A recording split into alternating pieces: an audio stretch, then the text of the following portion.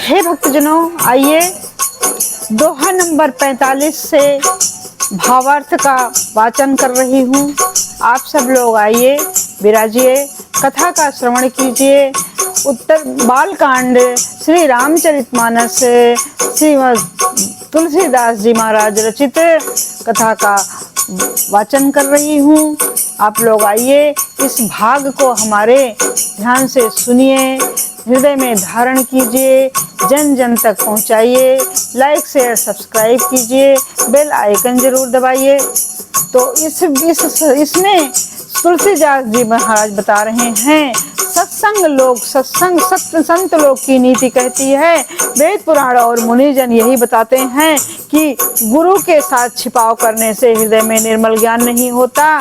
इसलिए गुरु की वंदना करके उपनिषद पुराण निगमागम श्री राम भक्ति का असीम प्रभाव हम आपको सुनाते हैं। सब शंभु महाराज, शिव जी महाराज पार्वती जी को सारी कथा सुनाते हैं, उसका वाचन कर रहे हैं। आइए ध्यान से सुनिए। श्री गुरु चरण सरोज रजे, निज मन मुकुर सुधार, वरनौ रघुबर बिमल जस, जो दायक फल चार। बुद्धिहीन तनु जानिकै, सुमिरौ पवन कुमार, बल बुद्धि विद्या देहु मोहि, हरहु कलेश विकार। गजाननं भूतगणादि सेवितं, कपित्थ जम्बो फलचार भक्षणं, उमासुतं शोक विनाशकारिकं, नमामि विघ्नेश्वर पाद पंकजं। नीलांबुज श्यामल कोमलांग, सीता समारोपित वाम भागं, पाणौ महासायक चार चापं, नमामि रामं रघुवंशनाथं, नमामि रामं रघुवंशनाथं। राम कथा के रसिक तुम, भक्ति राज मत धीर, आए सुआसन बैठिए, तेज पुंज कपिवीर। जय सिया राम, जय जय सिया राम, जय राम जय राम, जय जय राम। संत कहें असिनीत प्रभु, सुत पुराण मुनि गाओ, होए न बिमल विवेक, और गुण सन किए दुराओ। हे प्रभु, संत लोग ऐसी नीति कहते हैं और वेद पुराण तथा मुनिजन भी यही बतलाते हैं कि गुरु के साथ छिपाव दुराव करने से हृदय में निर्मल ज्ञान की उत्पत्ति नहीं होती है। सत्य वचन। यही सोचकर मैं अपना अज्ञान प्रकट करता हूँ। हे नाथ, सेवक पर कृपा करके इस अज्ञान का नाश कीजिए। संतों, पुराणों और उपनिषदों के राम नाम के असीम प्रभाव का गान किया जाता है। कल्याण स्वरूप ज्ञान और गुणों की राशि अविनाशी भगवान शंभु निरंतर राम नाम का जप करते रहते हैं। संसार में चार जाति के जीव हैं। काशी में मरने से सभी परम पद को प्राप्त करते हैं। हे मुनिराज, वह भी राम नाम की ही महिमा है, क्योंकि शिव जी महाराज दया करके काशी में मरने वाले जीव को राम नाम का ही उपदेश करते हैं।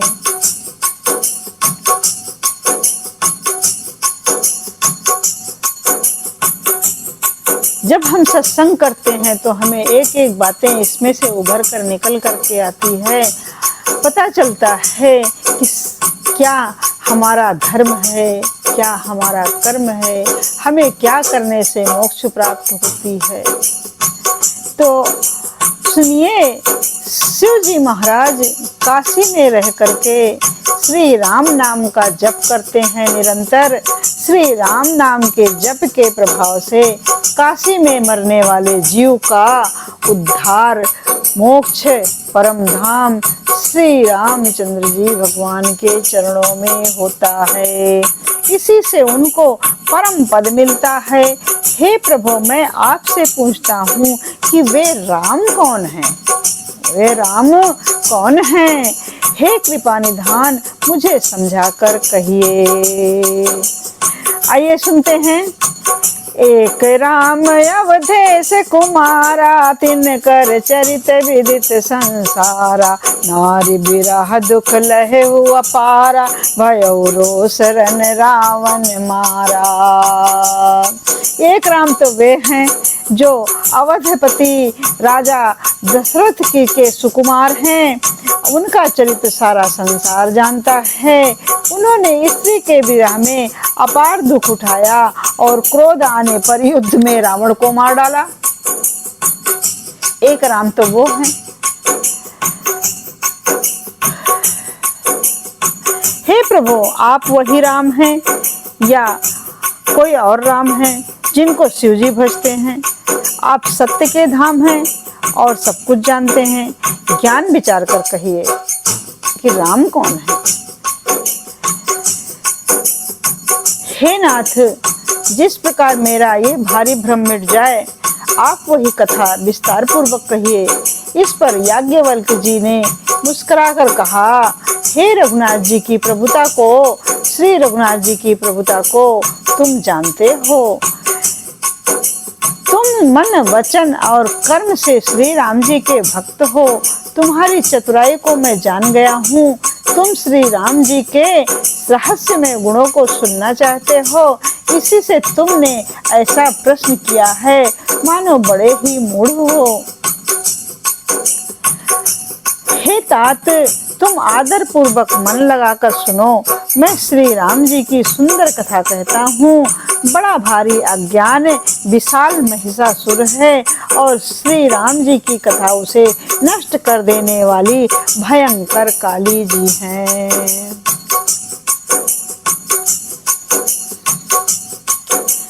श्री राम जी की कथा चंद्रमा की किरणों के समान है, जिसे संत रूपी चकोर सदा पान करते हैं।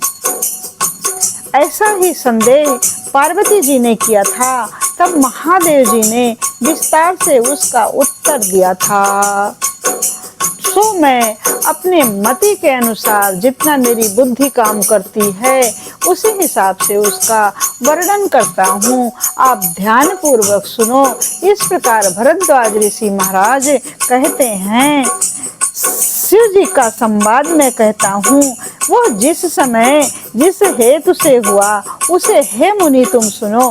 तुम्हारा सारा विषाद जाता रहेगा, अर्थात मिट जाएगा, दूर हो जाएगा।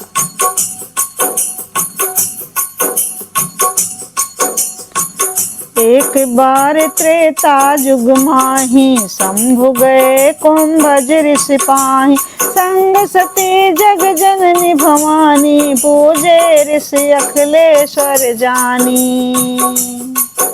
एक बार त्रेता युग में शिव जी अगस्त ऋषि के पास गए। उनके साथ जग जननी भवानी सती जी भी थी।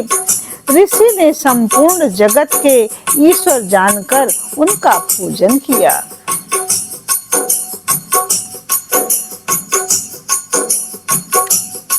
मुनिवर अगस्त जी ने राम कथा विस्तार से कही, जिसको महेश्वर ने परम सुख मानकर सुना। फिर ऋषि ने शिव जी से सुंदर हरि भगत पूछी। कौन से ऋषि? अगस्त ऋषि ने सुंदर शिव जी से सुंदर हरि भक्ति पूछी और शिव जी ने उनको अधिकारी समझकर, उत्तम श्रोता समझकर रहस्य सहित भक्ति का निरूपण किया, अर्थात भक्ति का वर्णन किया। श्री रघुनाथ जी के गुणों की कथाएं कहते कहते, सुनते सुनते बहुत कुछ दिन वहां बीत गए। शिव जी वहीं रहे। फिर मुनि से विदा मांगकर शिव जी दक्ष की पुत्री सती जी के साथ घर अर्थात कैलाश को लौट आए। कैलाश को चल दिए। उन्हीं दिनों पृथ्वी का भार उतारने के लिए श्री हरि ने रघुवंश में अवतार लिया था। वे अविनाशी भगवान उस समय पिता के वचन से राज्य का त्याग करके तपस्वी या साधु वेश में दंडक वन में विचर रहे थे। शिव जी हृदय में विचारते जा रहे थे कि भगवान के दर्शन मुझे किस प्रकार हों। प्रभु ने गुप्त रूप से अवतार लिया है, मेरे जाने से सब लोग जान जाएंगे। इसलिए शिव जी अपने मन में बहुत विचलित होकर विचार कर रहे थे कि मुझे भगवान श्री राम का दर्शन किस प्रकार से होगा। शंकर और रति क्षोभ सती न जानहि मरम सोई। तुलसी दर्शन लोभ मन डर लोचन लालची। मन डर रहा है, लेकिन सती जी, दक्ष की कन्या सती जी रानी भगवान शिव जी के साथ हैं, इसलिए बात करने में उनको, सोचने में उनको परेशानी हो रही है। श्री शंकर जी के हृदय में बड़ा ही इस बात को लेकर खलबली उत्पन्न हो रही है, परंतु सती जी इस भेद को नहीं जानती हैं। तुलसीदास जी कहते हैं कि शिव जी ने मन में भेद खुलने का डर था, परंतु दर्शन के लोभ से उनके नेत्र ललचा रहे थे। बड़ी बेचैनी हो रही थी शिव जी को, किंतु संग सती भवानी उनके साथ थी, इसलिए वे अपने मन की बात बेचैनी से सहन कर रहे थे। उनके नेत्र ललचा रहे थे प्रभु के दर्शन के लिए। रावण ने ब्रह्मा जी से अपनी मृत्यु मनुष्य के हाथ से मांगी थी। ब्रह्मा जी के वचनों को प्रभु सत्य करना चाहते हैं। जो मैं पास नहीं जाता हूँ तो बड़ा पछतावा रह जाता है। ब्रह्मा जी के वचनों को सत्य करने के लिए प्रभु ने श्री राम रूप में धरती पर राजा दशरथ के यहाँ अवतार लिया हुआ है, और रावण का वध करने के लिए वे सीता जी के वियोग में वन वन विचर रहे हैं। रावण सीता जी को चुरा कर ले जा चुका है, इसलिए भगवान शिव बड़े बस विस्मय में हैं कि यदि मैं सती के सामने कोई बात करता हूँ तो भेद उत्पन्न होगा कि राम है कौन। इस विस्मय में भगवान शिव पड़े हुए हैं, और यदि राम पर ब्रह्म हैं तो राम अपनी पत्नी के लिए इस तरह से क्यों भटक रहे हैं। क्योंकि वे तो सर्वज्ञ हैं, सब कुछ जानने वाले हैं। अगर वे ब्रह्म हैं तो सर्वज्ञ हैं, सब कुछ जानने वाले हैं। वे वहां सीधा पहुंचे, रावण से अपनी रावण का वध करें और अपनी पत्नी ले आए सीता जी को। ऐसा विचार आता है। सती जी ऐसा तर्क कुतर्क कर सकती हैं, इसलिए भगवान शिव बड़े संशय में पड़े हुए हैं।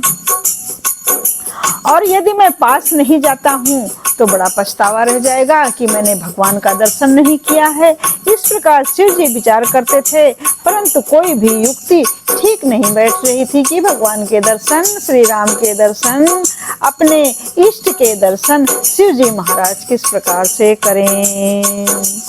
यही विधि सोच, यही विधि भय सोच, बस ईसा ते ही समय जाए जग सीसा।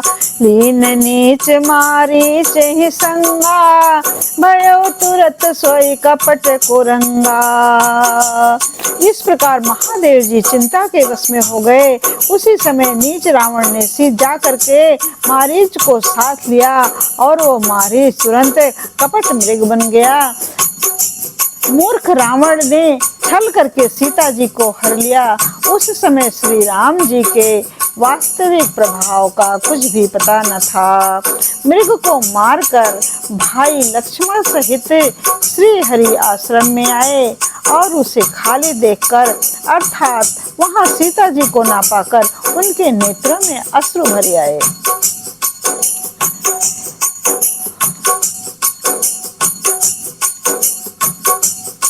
श्री रघुनाथ जी मनुष्यों की भांति विरह से व्याकुल हैं, और दोनों भाई वन में सीता को खोजते हुए फिर रहे हैं, जिनके कभी वियोग संयोग ही नहीं है। उनमें प्रत्यक्ष विरह का दुख देखा गया है। श्री रघुनाथ जी का चरित्र बड़ा ही विचित्र है। उसको पहुँचे हुए ज्ञानी जन ही जानते हैं।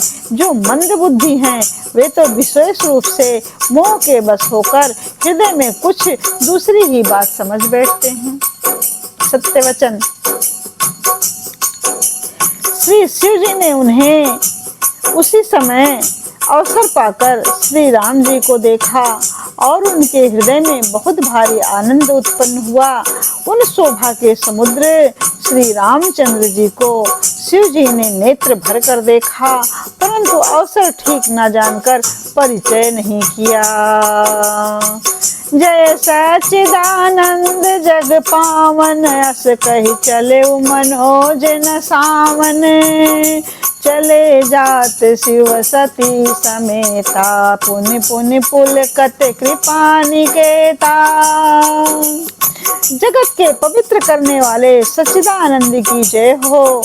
इस प्रकार कहकर कामदेव का नाश करने वाले श्री शिव जी चल पड़े। कृपा निधान शिव जी बार बार आनंद से पुलकित होते हुए सती जी के साथ चले जा रहे हैं। मग में सती जी ने शंकर जी की यह दशा देखी तो उनके मन में बड़ा संदेह उत्पन्न हो गया। वे मन ही मन कहने लगी कि शंकर जी की सारी जगत वंदना करता है, शिव जी की सारी जगत वंदना करता है। वे जगत के ईश्वर हैं। देवता मनुष्य मुनि सब उनके प्रति सिर नवाते हैं। फिर इन शंकर जी ने, इन शिव जी ने, जगत वंदित शिव ने किसकी वंदना की, किसको जय सच्चिदानंद कहा। सती के मन में संदेह उत्पन्न हुआ। तिन निप सुत कीन परनामा, कहि सच्चिदानंद पर धामा। मगन भय छविता सुबिलोकी, अजहु प्रीत उर रहत न रोकी। सती के मन में विस्मय हो रहा है कि यह राजा के पुत्र को प्रणाम कर रहे हैं और उनको सच्चिदानंद परम धाम कह रहे हैं, और उनकी छवि को देख करके बिल्कुल प्रतीत से भर गए हैं। उनका हृदय प्रफुल्लायमान हो रहा है। उन्होंने एक राजपुत्र को सच्चिदानंद परधाम कहकर प्रणाम किया है और उसकी शोभा देखकर वे इतने प्रेम मग्न हो गए हैं कि अब तक उनके हृदय में प्रीति रोकने से भी नहीं रुक रही है। अर्थात क्या कारण है? मेरे पति शिव जी तो संपूर्ण जगत का पालन करने वाले सच्चिदानंद घन स्वरूप हैं। सारा जगत इनका पूजन सेवन करता है।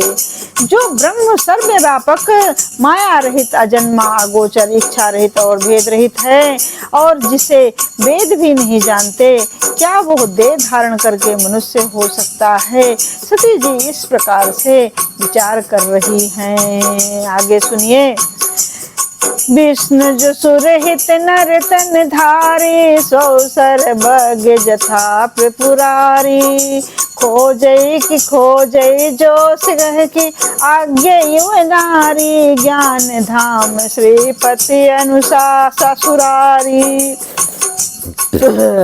इस प्रकार से शिव जी ने जो मन में विचार किया था प्रथम कि यदि मैं उनसे दर्शन करता हूँ, उनको प्रणाम करता हूँ, तो सती के मन में संदेह उत्पन्न होगा, वही प्रसंग यहाँ पर आकर के सक्रिय हो गया और सती के मन में विचार उत्पन्न हो गया। और सती इस प्रकार से सोच रही हैं कि जो विष्णु देवताओं के हित के लिए मनुष्य धारण करने वाले हैं, जो विष्णु भगवान हैं, वे भी शिव जी की भांति सर्वज्ञ हैं। वे ज्ञान के भंडार लक्ष्मीपति और असुरों के शत्रु भगवान विष्णु क्या अज्ञानी की तरह इस तरह स्त्री को ढूंढते फिरेंगे? सती के मन में संदेह उत्पन्न हो गया। फिर शिव जी के वचन भी झूठे नहीं हो सकते। सब कोई ये जानते हैं कि शिव जी सर्वज्ञ हैं। सती के मन में इस प्रकार का अपार संदेह उठ खड़ा हुआ। इसी तरह भी उनके हृदय में ज्ञान का प्रादुर्भाव नहीं होता था। यद्यपि भवानी जी ने प्रकट कुछ नहीं कहा, पर अंतर्यामी शिव सब जान गए।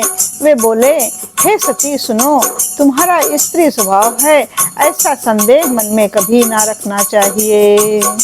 जिनकी कथा का अगस्त ऋषि ने गान किया और जिनकी भक्ति मैंने मुनि को सुनाई, ये वही मेरे इष्ट देव श्री रघुवीर जी हैं, जिनकी सेवा ज्ञानी मुनि सदा किया करते हैं। ज्ञानी मुनि योगी और सिद्ध निरंतर निर्मल चित्त से जिनका ध्यान करते हैं तथा वेद पुराण और शास्त्र नेति नेति कहकर जिनकी कीर्ति गाते हैं, उन्हीं सर्वव्यापक सम्मत ब्रह्मांडों के स्वामी मायापति नित्य परम स्वतंत्र ब्रह्म रूप भगवान श्री राम जी ने अपने भक्तों के हित के लिए अपनी इच्छा से रघुकुल के मणि रूप में अवतार लिया है। यद्यप शिव जी ने बहुत बार समझाया सती जी को, फिर भी सती जी के हृदय में उनका सब उपदेश नहीं बैठा। तब महादेव जी मन में भगवान की माया का बल जानकर मुस्कुराते हुए बोले, क्या बोले? जो तुमरे मन अति संदेहु, जो तुमरे मन अति संदेहु, तो किन जाय परीक्षा लेहु। तब लग बैठ रहूं बट चाही, जब लग तुम आई हो मोहि पाई। शिव जी महाराज कह रहे हैं, यदि तुम्हारे मन में इस प्रकार का संदेह है कि सच्चिदानंद घन राम विष्णु जी राम नहीं हैं, वे साधारण राजा के पुत्र हैं, तो तुम जाकर के उनकी परीक्षा क्यों नहीं ले लेती हो? जाओ तुम उनकी परीक्षा लो, और तब तक मैं यहीं वट वृक्ष के नीचे बैठकर ध्यान तपस्या करता हूँ और तुम्हारी प्रतीक्षा करूँगा। तुम परीक्षा लेकर के शीघ्र ही मेरे पास लौट आना। जो तुम्हारे मन में बहुत संदेह है, तो तुम जाकर परीक्षा क्यों नहीं लेते थी? तब तक तुम मेरे पास लौट आओगी, जब तक मैं इसी बड़ की छाह में बैठा रहूंगा। जिस प्रकार तुम्हारा यह अज्ञान जनित भ्रम दूर हो, भली भांति विवेक के द्वारा सोच समझकर तुम वही करना। शिव जी की आज्ञा पाकर सती जी चली और मन में सोचने लगी कि भाई क्या करूं, कैसे परीक्षा लूं। इहा शंभु असमन अनुमाना, दक्ष सुता कहूँ नहीं कल्याणा। मोरे कहे न संशय जाहि, विध विपरीत भलाई नाही। इधर शिव जी ने मन में ऐसा अनुमान किया कि दक्ष कन्या सती का कल्याण नहीं है। जो मेरे समझाने से भी संदेह दूर नहीं होता, तब मालूम होता है कि विधाता ही उल्टे हैं, अब सती का कुशल नहीं है। इतना कहकर भगवान शिव जी श्री राम का नाम जप करने लग गए। राम ने जो कुछ राम ने रच दिया है वही होगा, तर्क करके कौन साक्षात विस्तार को बढ़ाए। मन में ऐसा कहकर शिव जी भगवान श्री हरि का नाम जपने लगे और सती जी वहां गई जहां सुख के धाम प्रभु श्री रामचंद्र जी थे। सती बार बार मन में विचार कर सती सीता जी का रूप धारण करके उस मार्ग की ओर आगे होकर चली जिससे सती जी के विचारानुसार मनुष्य के राजा रामचंद्र जी आ रहे थे।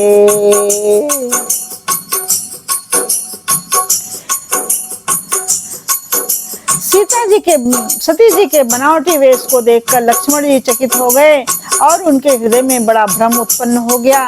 वे बहुत गंभीर हो गए, कुछ कह नहीं सके।